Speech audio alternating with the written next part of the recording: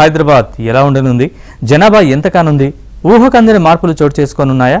Metro, రోడ్లు, బస్సులు వంటి రవాణా వ్యవస్థలపై ఎలాంటి ప్రణాళికలు రచిస్తున్నారు?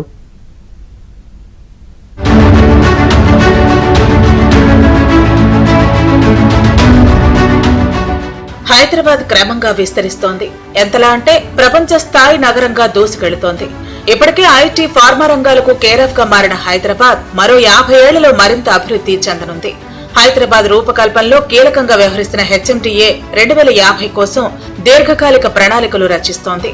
ముఖ్యంగా నగర విస్తరణను పెంచే పనిలో పడింది. ఇందులో భాగంగా నగరాన్ని ఔటర్ రింగ్ రోడ్ సరిహద్దులు దాటి రీజనల్ రింగ్ రోడ్ వరకు విస్తరించేందుకు ప్రణాళికలు రచిస్తున్నారు.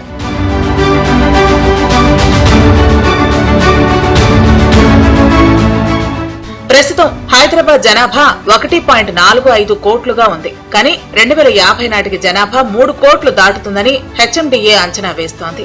దీనికి అనుగుణంగా హెచ్ఎండిఏ పరిధిని 7,257 చదరపు కిలోమీటర్ల నుంచి 10,472 చదరపు కిలోమీటర్లకి విస్తరిస్తోంది.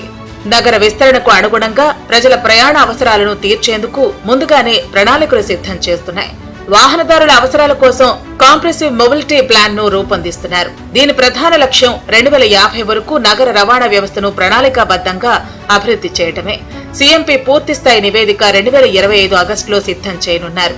ఇప్పటికే 3 సబ్ రిపోర్టులు పనులు ప్రారంభమయ్యాయి. పబ్లిక్ ట్రాన్స్పోర్ట్ డిమాండ్ పై నివేదిక పూర్తయింది.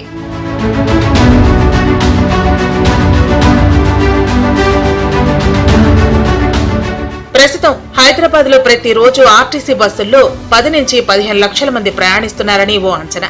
అలాగే మెట్రోలో 4 నుంచి 5 లక్షల మంది ప్రయాణిస్తున్నారు. ప్రస్తుతం మెట్రో 3 కారిడార్లలో 69 కిలోమీటర్ల మేర విస్తరించి ఉంది.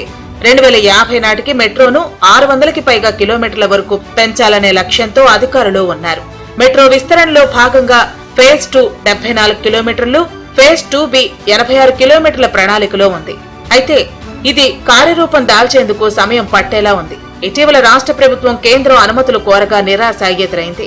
అయితే వచ్చే ఏడాదిలో అయినా వీటికి అనుమతులు లభిస్తాయని అభిప్రాయపడుతున్నారు. మెట్రో సెకండ్ ఫేజ్ పూర్తి స్థాయిలో అందుబాటులోకి వచ్చేందుకు కనీసం 10 ఏళ్ల సమయం పడుతుంది.